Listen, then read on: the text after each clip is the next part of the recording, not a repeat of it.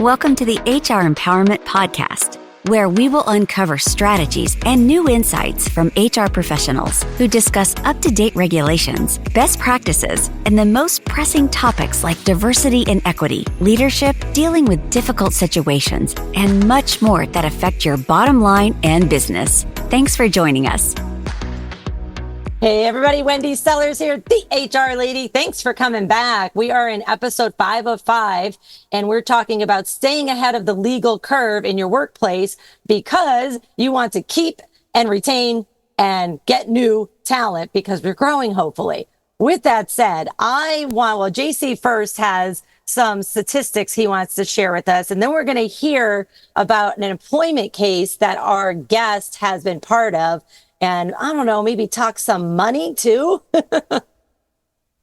JC, what are your stats? First up, a big aloha and welcome to the Friday episode, everyone. If you are listening to these each day along the way, we greatly appreciate you. But if you're listening to them all in one shot, that's great too. Feel free to reach out. Look, according to the American Bar Association, the ABA, employment-related litigation has been steadily increasing, with a reported 25% rise in employment discrimination cases filed in federal courts between 2015 and 2020.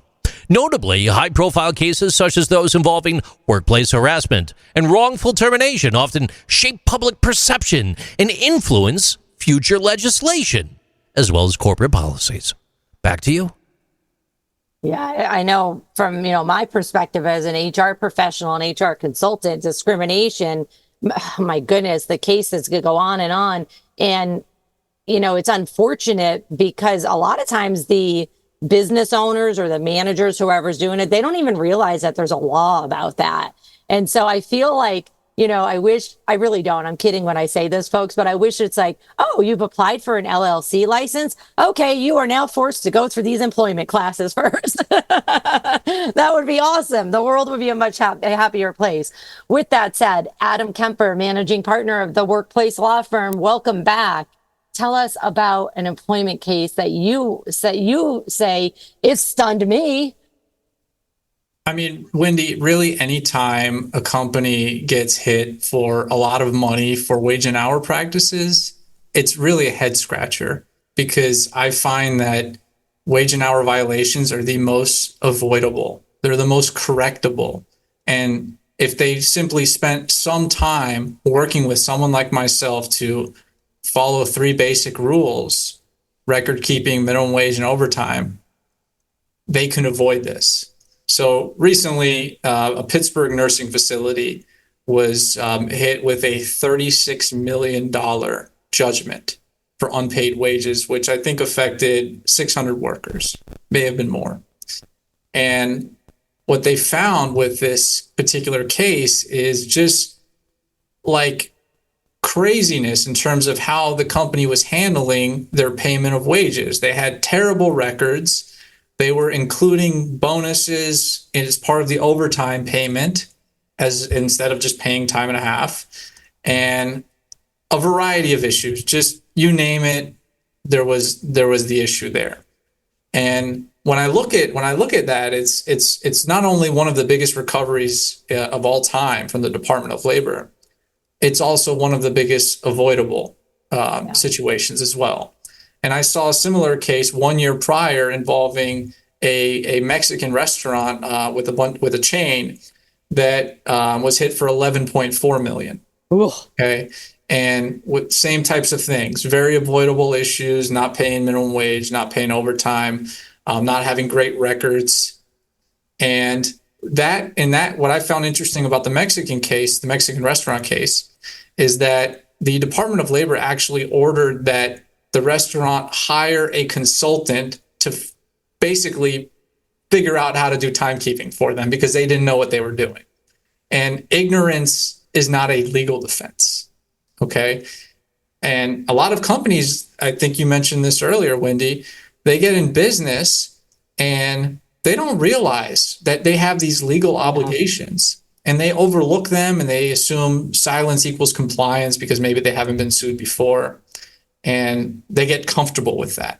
Yep. Okay? Or they say, oh, we pay the most, so nobody's going to turn us in, or we have great benefits, or nobody's going to turn us in, or we're a cool company, nobody's going to turn us in. Yeah, they're going to turn you in when they realize you're violating their rights, and or maybe they're just fed up with something else in your company, and they say, you know what?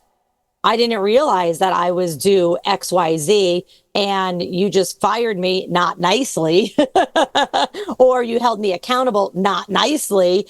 And now I'm going to go ahead and file a free complaint online with the EEOC, or, with a lawyer as well. All it takes is one.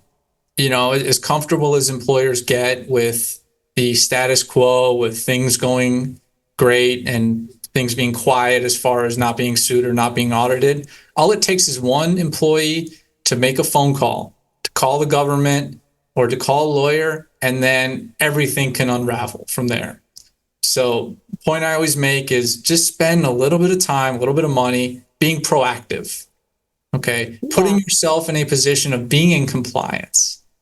And then you can avoid these really, really expensive, potentially put you out of business situations. Yeah, absolutely. And even if it doesn't put you out of business, it's going all over the news. Even if it's not the real news, it's going all over social media, and there's a 900 places you could put it.